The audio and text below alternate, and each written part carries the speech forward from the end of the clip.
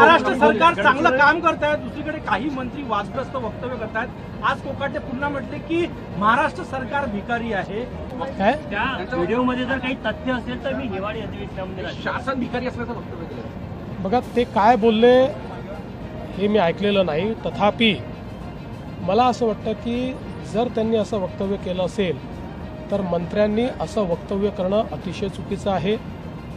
पीक विम्याच्या संदर्भात आपण जाणीवपूर्वक निर्णय घेतला आणि त्याची पद्धती बदलली, कारण आपल्या लक्षात आलं की पीक विम्यामध्ये काही वर्षांमध्ये जरी शेतकऱ्यांना फायदा झाला तरी बहुतांश वर्षांमध्ये त्याचा अधिक फायदा हा कंपन्या घेत आहेत आणि म्हणून त्याची पद्धती बदलली।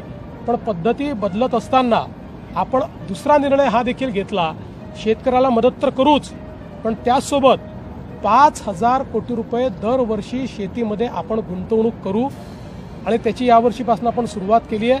25,000 कोटी रुपये हे 5 वर्षामध्ये शेतीतली गुंतवणूक आपण वाढवतो।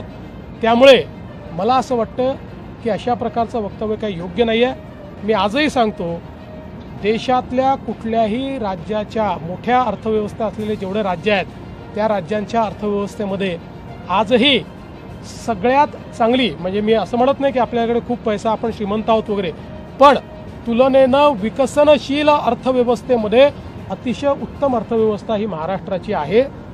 आपल्यासमोर चॅलेंजेस आहेत का, तर निश्चितपणे आहेत, पण तरी देखील आपण आपल्या अर्थव्यवस्थेला जे काही त्याचं फिस्कल डेफिसिट आहे 3%च्या आत ठेवण्यात आजही यशस्वी झालेलो आहोत। अनेक राज्य कर्जामध्ये 25%च्या वर गेले आहेत, फिस्कल डेफिसिटमध्ये जवळपास 4-5% चालले गेलेले आहेत। ही महाराष्ट्राची अवस्था नाही है। त्यामुळे देखिए ये मुझे मालूम नहीं, आप 450 बकरों का कत्ल हुआ है। अरे बाबा, याचा माझा काय संबंध आहे, मला याची माहिती नाही। मुख्यमंत्र्यांना कुठले प्रश्न विचारायचे जरा ठरवत जा। हिंदू लोकांना धमकी मारण्याची धमकी दिली जाते, तक्रार केल्यावर पोलिसांनी इन्सिनेटर दिलं, याच्यावर काय करायचं? अशा प्रकारे गोमांस विक्री होत असेल तर कारवाई केली जाईल, आवश्यकता असेल तर त्यांच्यावर मकोका लावला जाईल।